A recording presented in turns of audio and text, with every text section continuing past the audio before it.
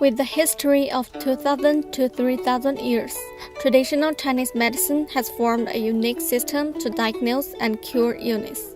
As a part of Chinese culture, traditional Chinese medicine has been inherited from generation to generation.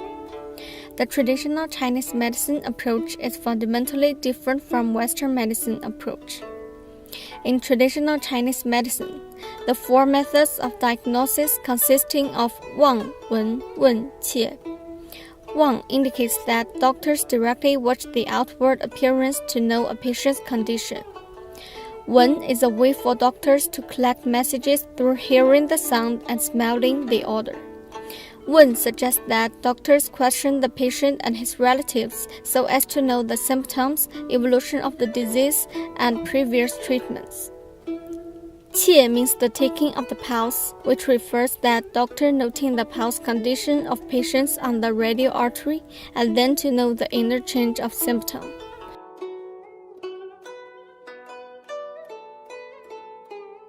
Moreover, there are also four major treatment methods in traditional Chinese medicine, including herbal therapy, acupuncture, cupping, and Tui Na, which means Chinese therapeutic massage.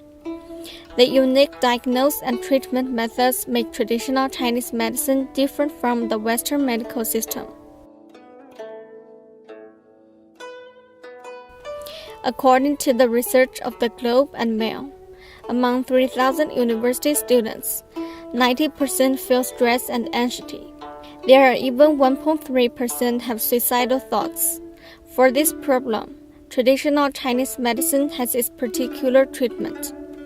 Students often have stress throughout the term, and so, for example, if they don't sleep early enough, they'll start developing liver and heart fire, and so they might get symptoms like tension in the shoulders and neck, because the liver fire will tend to rise up and disturb the upper part of the body.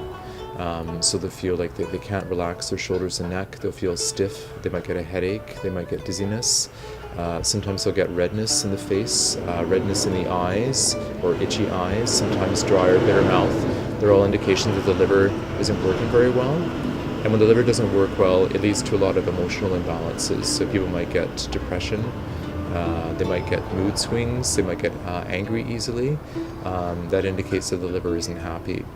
Having alcohol, oily foods, red meat, or other kinds of stimulants like caffeine will disturb the liver and it will aggravate the fire.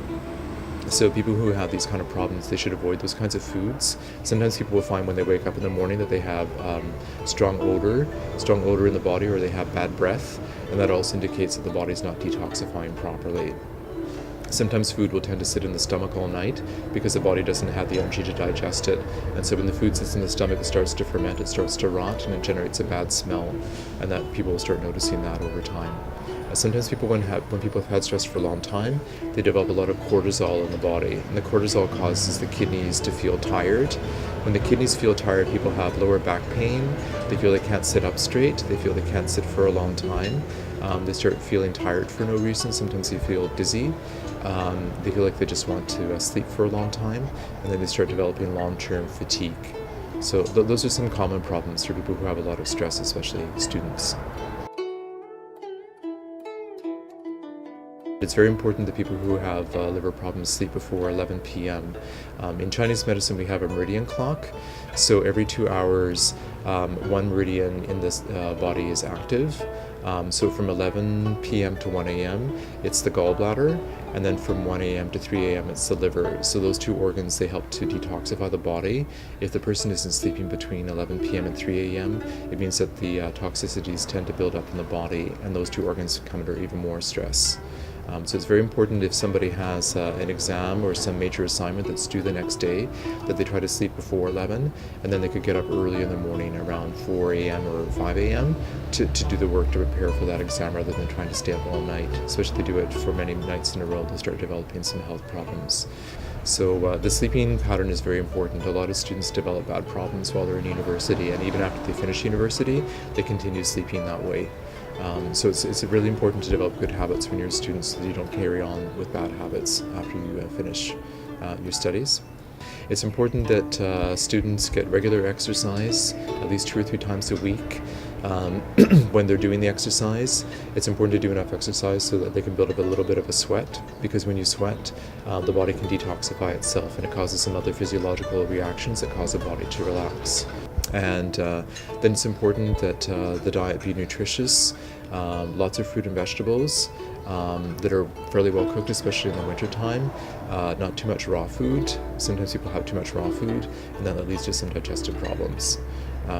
It's important to have food on a regular schedule, so 3 meals a day at the same intervals.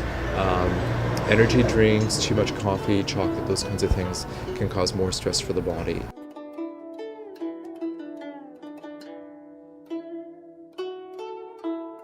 Compared to improving dining habits or exercise, the doctor claims that acupuncture is more effective because it goes to the source of the problem directly.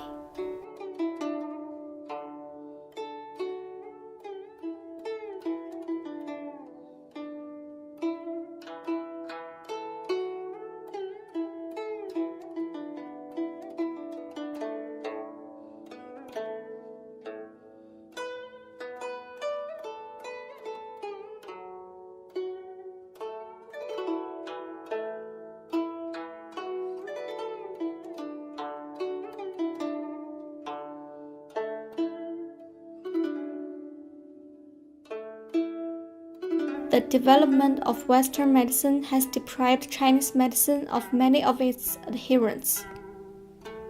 However, a number of older Chinese people keep the treasure of Chinese medicine alive.